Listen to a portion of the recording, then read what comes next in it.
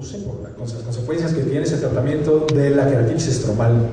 Y la evidencia que tenemos, toda de ella, o la gran mayoría de ella, depende de las conclusiones que surgieron a través del estudio Health of Hepatic Ileus History.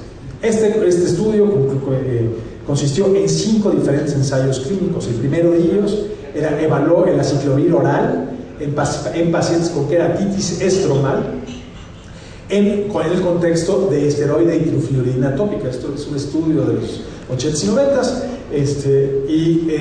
en este particular ensayo clínico no demostró beneficio el uso de aciclovir oral para queratitis estromal en el contexto de un antiviral tópico y esteroide.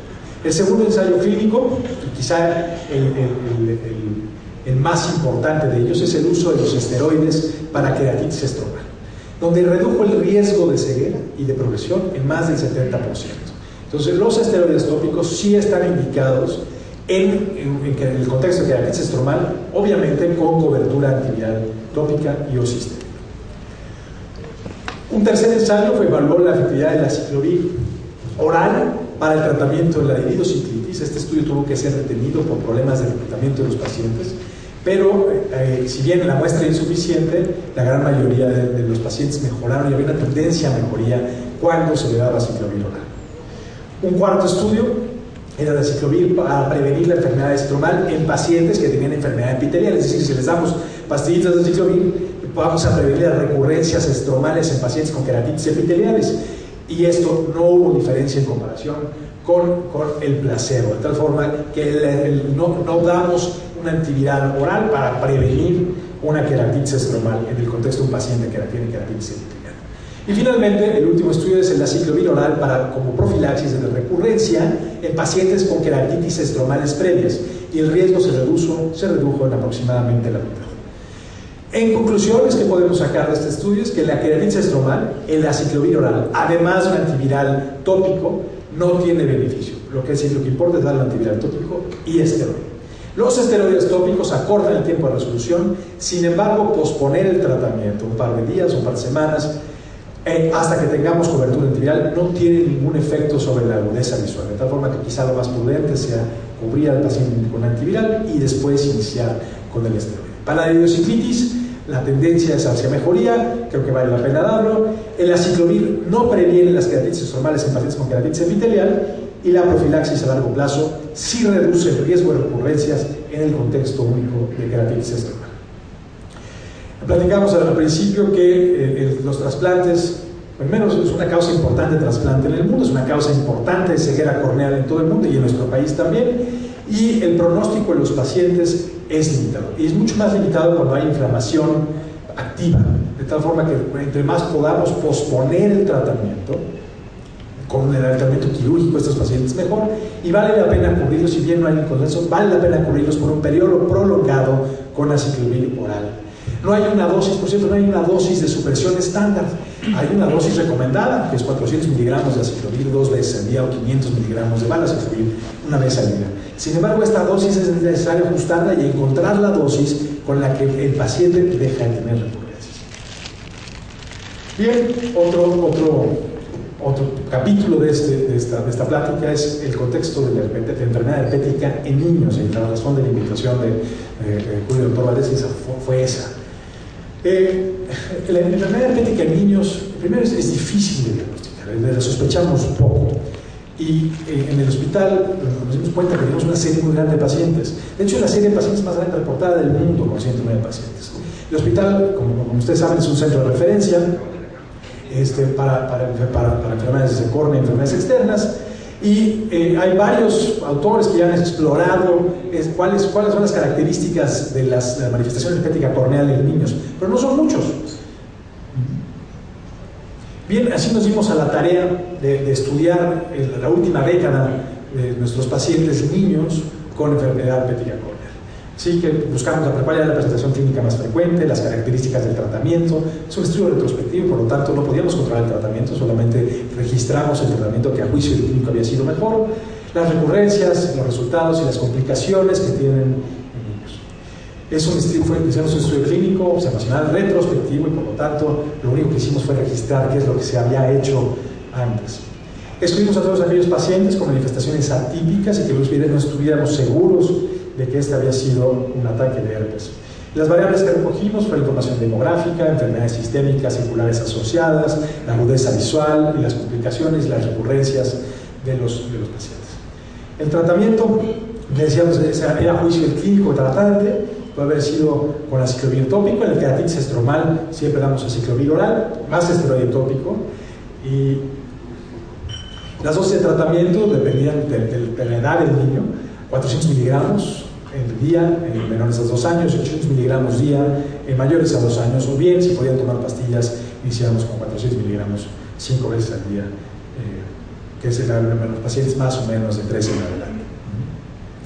La dosis de profilaxis utilizada era de 200 miligramos día en niños menores a 2 años y 400 miligramos, es decir, la mitad de la dosis que usamos para el tratamiento en niños mayores a 2 años, y la dosis recomendada para adultos de 400 miligramos 2 veces al día en niños mayores de 12 años. El análisis estadístico incluyó la probabilidad acumulada de recurrencia, los modelos de Cox de riesgos proporcionales para identificar factores de riesgos asociados, y los resultados fueron los siguientes. Es decir, encontramos 109 ojos de 103 pacientes.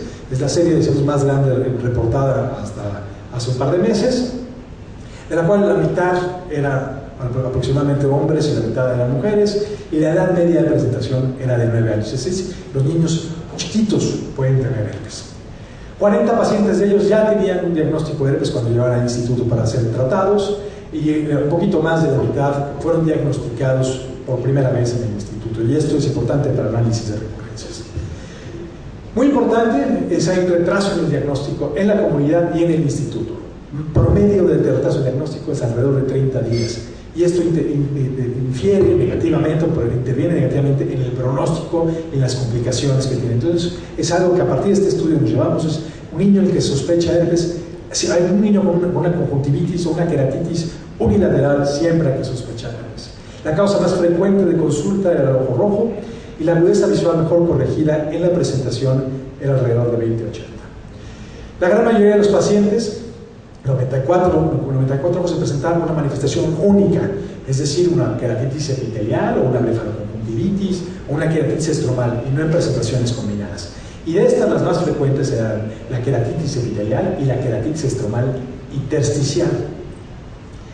Cuando se presenta en forma combinada, si bien es raro, la combinación más frecuente es una blefaroconjuntivitis con queratitis epitelial, y en iguales proporciones la blefaroconjuntivitis con queratitis estromal y queratitis epiteliales estromales y queratulitis. La gran mayoría de los pacientes, aquellos pacientes que tenían una queratitis epitelial, fueron tratados de forma tópica. El aciclovir oral también se utilizó también para enfermedades epiteliales, decíamos, a juicio del clínico, pero sobre todo para pacientes que tenían queratitis estromal. 31 pacientes recibieron dosis profilaxis oral, dosis de aciclovir oral para profilaxis. 16 pacientes nunca recibieron tratamiento, y esto es por el gran retraso en el diagnóstico, y cuando ya lo observamos y diagnosticamos ya eran las secuelas. Y de todos los niños, de los 109 niños, solo tuvieron efectos adversos alrededor del 5%. Y esto quiere decir toxicidad del medicamento tópico, una conjuntivitis folicular crónica y una queratitis punteada, o bien una elevación de las pruebas de función renal o hepáticas, en su caso, aunque no necesariamente son consecuencia de la aciclovir. Muy importante es el análisis de las recurrencias de la enfermedad en este grupo a lo largo de la primera década. De los 63 ojos que diagnosticamos nosotros por primera vez en el instituto, el 28%, el 30% tuvieron al menos una recurrencia en el periodo de seguimiento, que fue de 18 meses. Es decir, hay una gran posibilidad de recurrencia. De los 24 ojos se consideró que lo que estábamos viendo al momento del diagnóstico del instituto ya era una recurrencia, y de todo el grupo de pacientes, alrededor del 40% tenía una recurrencia. El tiempo necesario para que el 50% de los pacientes tuvieran una recurrencia es alrededor de 15 meses. Si esto lo traspolamos al futuro de la vida de un niño, pues quiere decir que cuando menos tendrá 5 o 6 recurrencias en su vida, si no es que más. Y la tasa de recurrencia, el periodo de seguimiento fue de 9.4 casos por cada 1000 personas año, lo cual es sumamente alto. Se intentó encontrar algún riesgo significativo significativa, las variables demográficas, edad, enfermedades concomitantes, tipo de queratitis, y lo único que encontramos es que la enfermedad dendrítica fue significativa, es decir, que la enfermedad dendrítica, cuando tienen dendritas en el ojo, el riesgo de que tengan una recurrencia, ya sea epitelial o estromal, es mayor. En el caso específico de los 8 pacientes que requirieron trasplante de córnea, la verdad es que todos ellos tenían profilaxis y la verdad es que los resultados fueron razonablemente buenos, con una rehabilitación visual importante, salvo en los casos en los que había ambliopía, ya sea porque el retraso en diagnóstico o por una cicatriz, digamos, en la infancia y que no fue tratada de forma oportuna.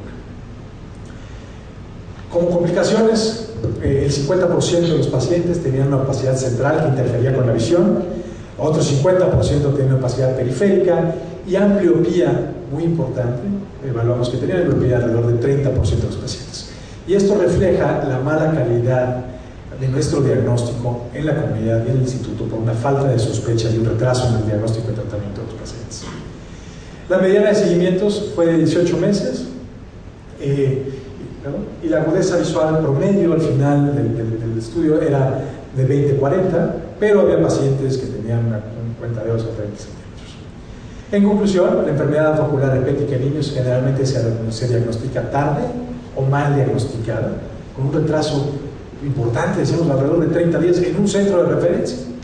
Existe una alta tasa de queratitis epitelial dendrítica intersticial, lo cual tenemos que mantener en la cabeza, y siempre que veamos un cuadro de ojo rojo unilateral en el niño, hay que buscar palomear eso y descartarlo de nuestro diagnóstico. Y existe un riesgo incrementado de recurrencia mucho mayor que la reportada para los adultos y pérdida visual por complicaciones corneales, y en los casos de niños pequeños, ambliopía. El único factor de riesgo significativo para la recurrencia fue la presencia o el antecedente de una enfermedad dendrítica. Los resultados del trasplante de córnea son relativamente buenos en comparado con otras series, y son solamente malos cuando se afectan por ambliopía, y en todos estos pacientes sí tenían profilaxis. Es muy importante mencionarlo porque somos muy estrictos en la profilaxis cuando los sometemos a un trasplante de córnea. El tratamiento con aciclovir para proxiedades debe siempre ser considerado en el contexto de queratitis estromal o pacientes que han sido sometidos a trasplante de córnea.